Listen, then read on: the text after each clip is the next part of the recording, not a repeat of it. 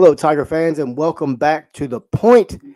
I am your host, Wes Pruitt. We have really enjoyed in Memphis Tiger football to all of our fans. The university has been gracious to us.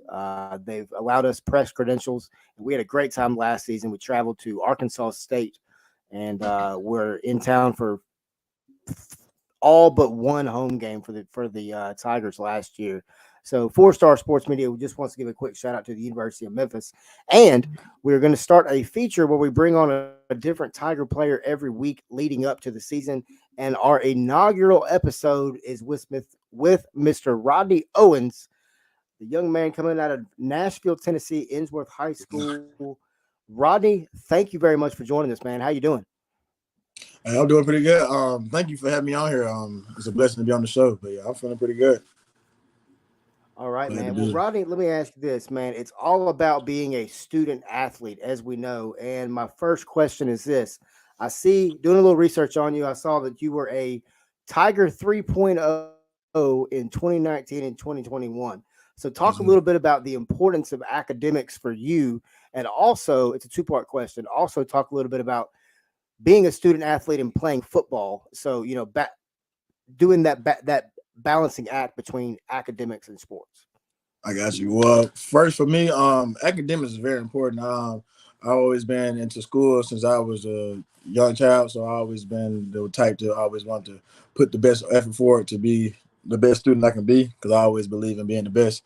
And so that's why academics are far important for me. And then far as just that balancing of being a student athlete, I really feel like it just goes with if life, like outside of like football, it's just something like if you ever want to have like a hobby or you have a hobby and a job, it's kind of like the same thing. You have to find a balance to do the things that you have to do and do the things that you want to do. So it's kind of like you just got to find that medium range of like what'll work and like just being on time and being punctual.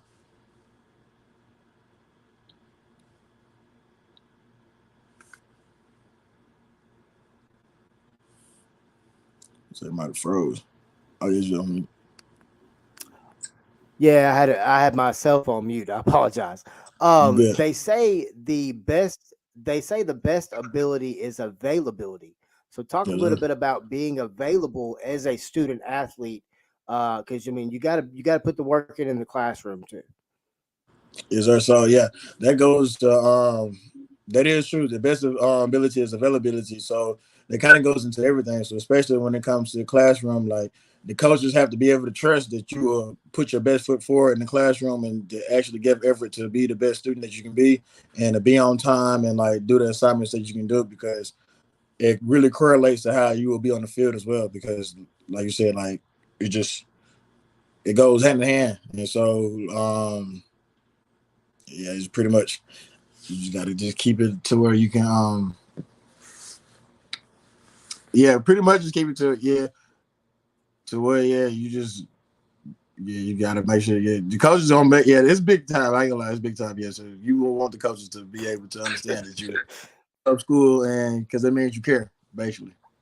Right, right, most definitely, man. And I mean, if you that's one thing that you got to care about because academics will stay with you far longer than any athletic career that you have. Yes, yes, sir. So, but man, let's talk a little bit about the 2021 season. You were one of six Tigers to start every single game last year. So kudos to you on that for sure. Right. Uh, I was at the game against SMU. That was a wild football game to be at. Yeah, it was. You had quite the game, Mr. Owens. I'm sure you know what your stats were. I don't have to tell you, but you had six stops, one tackle for loss, and a beautiful interception at the end of the game to seal it. Talk a little bit about that 2021 defense because something about that Navy game, Yeah. y'all seem to really start clicking. Yes, sir. So my whole motto for that season was that we just had to keep working. Our motto that we kind of stuck with was the good, better, best, and just keep working. We just had to basically just at the beginning of the season we had started off going up, and we just wanted to continue to keep growing and getting closer. And so as the season was going, we kept coming together as a collect group, and the more and more we understood that we were supposed to play for our brothers next to the right and left of us, that we understood like that we can actually be a great defense and we can keep fighting. So especially when it came to, like you said, when it was getting closer to that SMU game after we played Navy, I feel like after we played Navy in the back end of the schedule, we had started to actually like click and start to understand, and like we really were starting to gel, and we had each other back. So no matter what, we knew that my brothers don't have my back, so we all could play hard. Yeah, and I mean that defense was tested last year. I mean, I'm just thinking back. We were at the Arkansas State game. That was a Wild West shootout in Jonesboro. I was starting to wonder if that game was ever going to end. To be honest with you, Rodney, I was expecting that one to go on for quite some time. It was just punch counter punch. But when you look at the 2021 season, of course, you're 6-6. I mean, just being honest, it's probably not. I mean, well, I know that's not the Memphis football standard. Yes, So I mean, there's obviously room to improve on it this year. Really hate that you missed out on that Hawaii Bowl. Evidently, y'all went down there and had a good time anyway. But I mean, man, never mind. That's a whole nother podcast for a whole nother day. Yeah, I got you. I don't know, man. There's a lot of shadiness there. I don't know. Yeah. But let's talk a little bit about man. You had 13 tackles last year against UTSA in a really good football game that the Tigers ended up losing. Talk a little bit about the front half of that season. Mississippi State was a battle. UTSA was a battle. I was at Tulsa. That's a weird stadium, man. The light was in that place. It's weird. Talk a little bit about the front half of that year.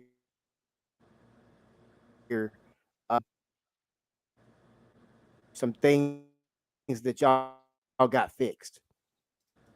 I got you. Yeah. So beginning of the year, so we started off pretty good. I feel like we had a very strong start. We started off 3-0, and honestly, from speaking for me, my personal opinion is that I feel like we kind of got high on ourselves after we had beat Mississippi State because they were an SEC team. Nobody really thought we were gonna beat them. So, but we knew we can play with them, and so once that happened, we kind of took it for granted going into that next week, coming with UTSA being a very competitive and well-coached team.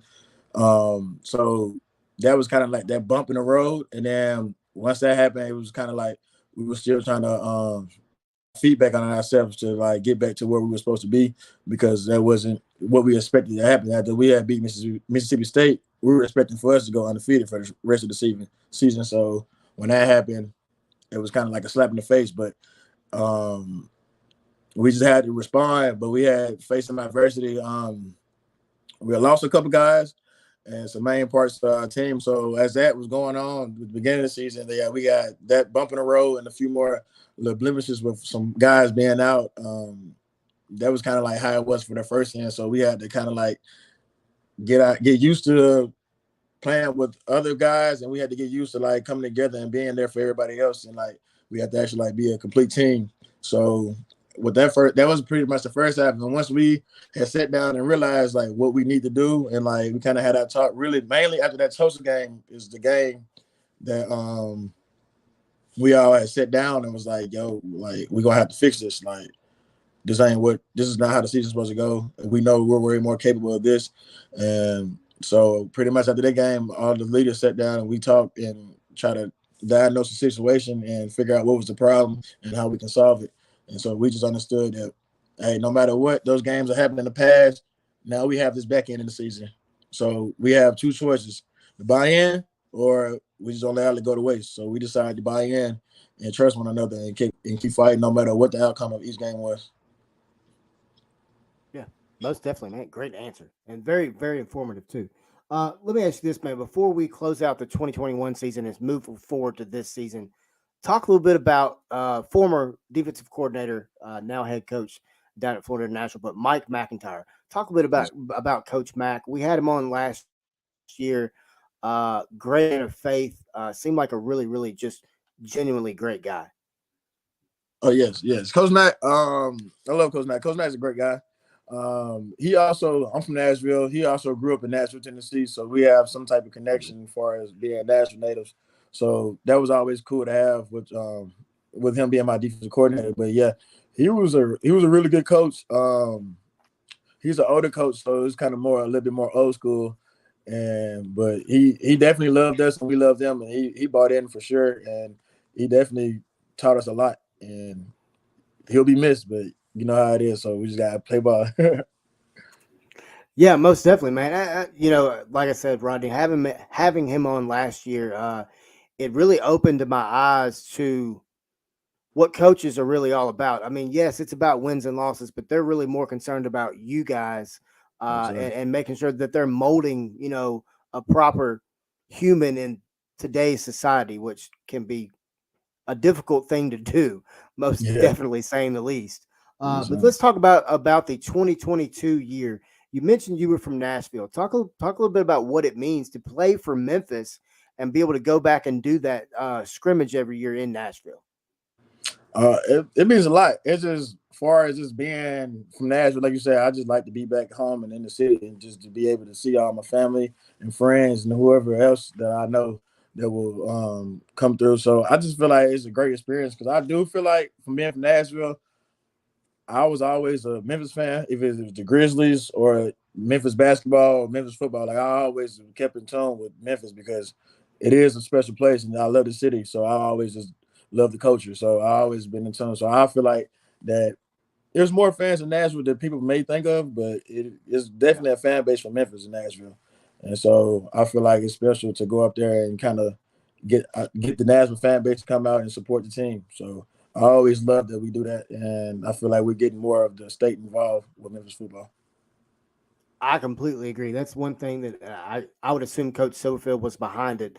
Um, that's a great move for the University of Memphis. You get a whole new set of eyes on you, and it also gives you a chance to be in an area where you can possibly get some more kids out of too, like Yes, yourself. sir.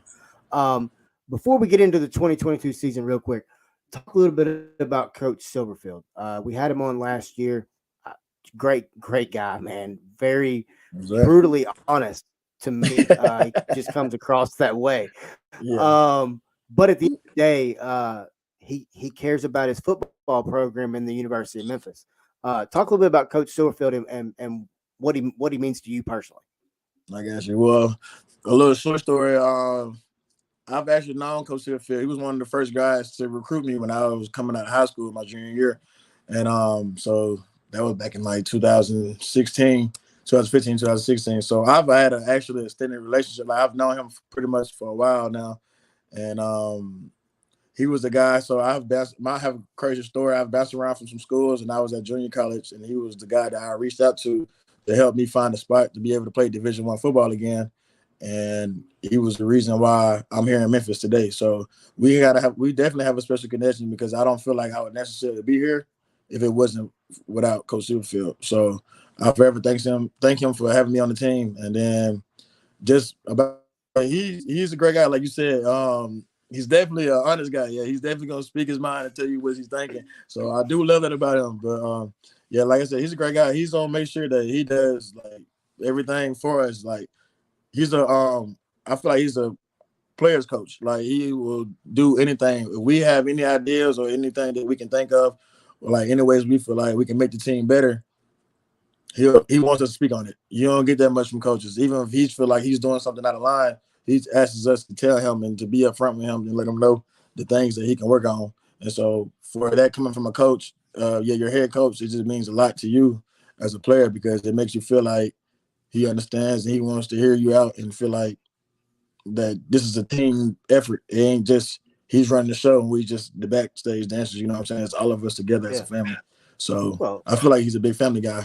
So. you have a you have a voice playing for him, and that's Mhm. something that around the country a lot of teams don't have. No, not at all. So yeah, that's what makes it special. Well, man, let me ask you this. Speaking of Coach Silverfield and the 2022 season, uh, what would you say are his? I mean, you've been in practice, you know him. What would you say are his expectations going into the season? Oh yeah, he expects us to be great.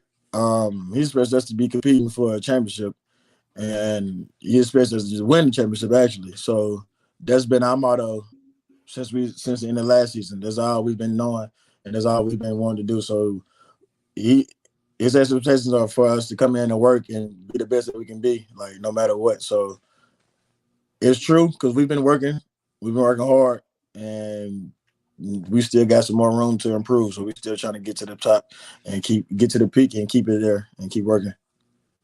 Man, I don't know who does the videoing for the University of Memphis and puts all these little video packages together of you guys, but Yeah, it's beautiful, man. I love it. Like every time I see it on Twitter, I get chill bumps, man, because I'm yeah. excited. I'm excited for this football season. But man, they get you hype. I'm just like, my goodness, y'all just make me want to go put my pads up, my old pads back on. I already Um, know. oh, I couldn't do it now, man. There ain't no way. There ain't no way. Let me ask you this, man. 2022 football season coming up. It's a new season. There is a lot of new faces on this football staff. Yes, sir. Um, it's life. It happens. You gotta adapt and adjust. Yes, sir. Talk a little bit about that adjustment, not only on the defensive side, but just as a team as a whole. Well, starting with defense, well, yeah, we changed our schemes again, so that was the main thing. So yeah, whenever you come like with personnel and like certain calls that we have to do, you also have to always learn a new playbook when a coach come in. So for defense, that was our main thing, just basically learning the basics and the fundamentals that Coach Barnes wants to teach us, and just trusting in his techniques and his way of coaching and like what he wants from us and how he wants us to do it. So that's the difference for like far as like on the defensive side, just learning the techniques and the formations and all the different basically the language and how we speak to each other.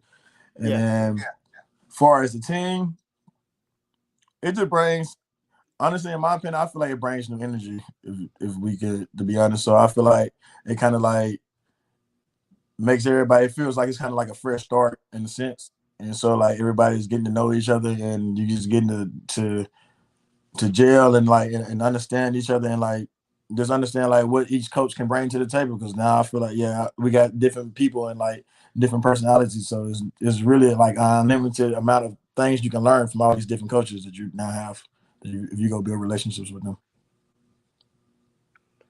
All right, man. I got to ask you a question. Uh, Coach Barnes just seems like a laid back kind of type of guy to me. Just kind of how how he dresses a little bit. He just seems like he's Yeah, really chill. He really don't care. I mean, is that yeah. on the right Oh, path there or no? I mean, yeah. As far as off the field, until you get them on the field, then it's a whole other monster. Right? So So yeah, no, he man, is. so he You came go from ahead. Ohio State. So talk a little bit about what he is like. I mean, as far as like intensity, and Mhm. then talk a little bit about the new scheme if you can. I'm not trying to give away I got you. anything like that. Just the Yeah, base scheme. I got you.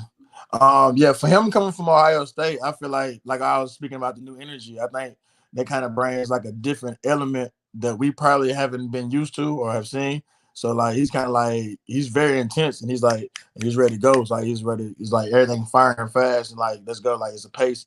And so that is one thing that I feel like that is new for him coming over because it's like it's not really no dead time. It's always like we should be doing something. Like let's go, let's go. But granted that he'll take care of us too. So we know we're going, he's pushing us, he'll understand, like, all right, it's time to relax and let's talk. So I just feel like he just has a different like mindset and mentality when it comes to coaching and like trying to get us to reach the best version of ourselves as a player.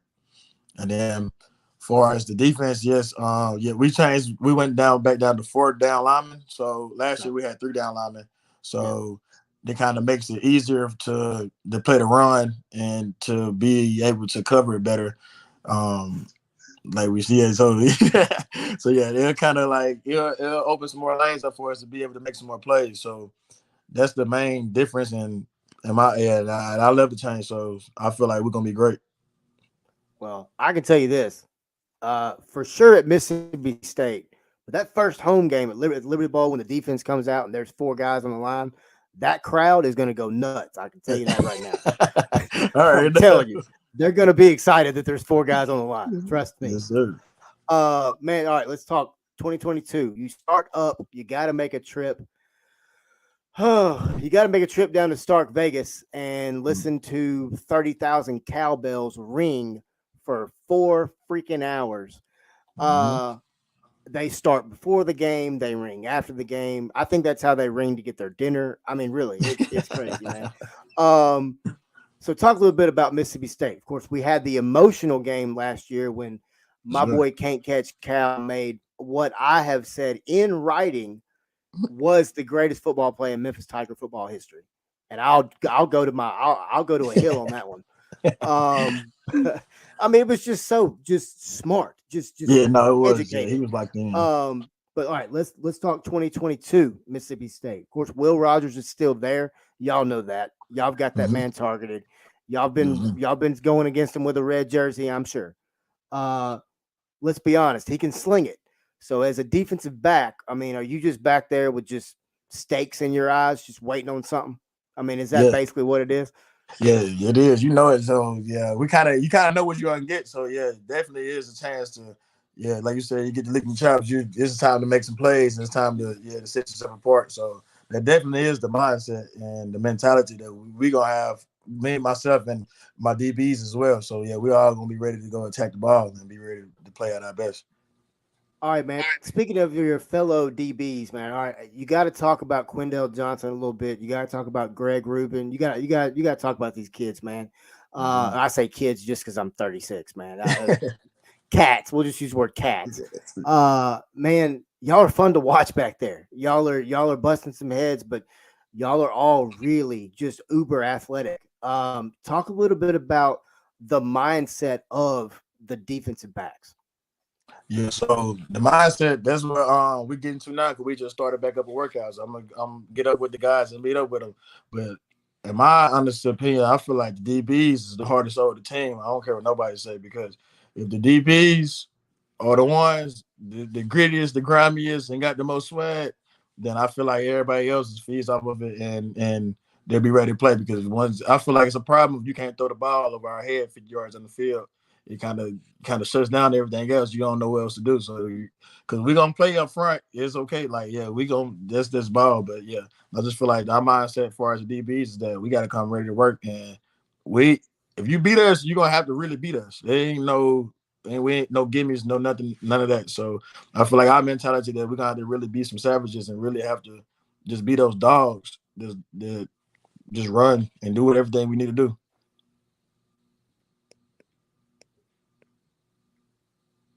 So. Most definitely. Rodney Owens has joined us. Rodney Owens Jr. I apologize. Has joined us tonight here on the Point. All things Memphis sports. That's Tigers, Grizzlies, Redbirds, the soccer team down in South Haven, the Americans, the Memphis Hustle, which I think is the coolest name in all of G League Yes, basketball, sir. by the way. Um, but man, before we let you get out of here, gotta let you just promote yourself, brother. Mm-hmm. How can everybody follow you? What you got going on outside of football? Anything like that, man? Just here's your chance. The floor is yours. I guys appreciate it. Well, first, I can start out by saying you can follow me on Twitter. My handle is underscore I am Rod. That's I am Rod. And then for Instagram, it's just underscore R2 and then T and the letter O. Those are both of my social media handles. I feel like, well, look, well, actually, I need to get up. I need to talk to you too because you're doing the podcast thing and the whole media deal. I also have a media company. I want to be an entrepreneur as well as being football. That's why the student athlete thing I'm telling you about. So even if I want to go play in the NFL, I'm gonna still be an entrepreneur. So yeah, I started a media company. It's called Raw Visionary Entertainment, and that handle is raw.visionary.ent. And you can find us on both Instagram and Twitter, Facebook as well. And so, yeah, that's pretty much a media company that I'm getting started. Trying to figure out exactly what I want to do. I know that we're going to do a podcast, and then I just got a highlight video that I'm about to make. Me and my brothers are going to make of myself to get our promotions out there so we can start making highlight videos for college athletes and high school athletes as well. So, yeah, that's pretty much it. Yeah, just Shoot, that's pretty much it. You got a lot going on, young man. That gum. You're a full-time college student. You're a top D1 football player at a really good football team. And oh, by the way, I run my own media company. Yes, Man, sir. hey, you know what? That is called building your future, and that is very smart. Very, So, very smart. But Rodney Owens, man, we look forward to this football season. We're gonna be out there. We're gonna be tagging you on Twitter. We're gonna be tagging you on Instagram. We'll be doing articles about you, man. so, But we are gonna make sure we promote your business as well. But Rodney Owens, man, thank you very much for your time tonight. I know I have thoroughly enjoyed it, and I know all Tiger fans out there will as well. gotcha. Thank you for having me again. Yeah, I'm blessed to be on here. I'm glad you had me on here. And it's all love to all the Tiger fans. We're gonna put on a great season for you and great show. Awesome, man. Awesome. Well, I'll be reaching out to the university to try to get you back on during the season well. But once again, for the point on a special Wednesday, May 25th edition. I had to think about what month it was. May 25th edition with Mr. Rodney Owens Jr., defensive back for the University of Memphis. A great time tonight. Once again, this is Wes Pruitt, The Point. We are out, and go Tigers. Yes, sir.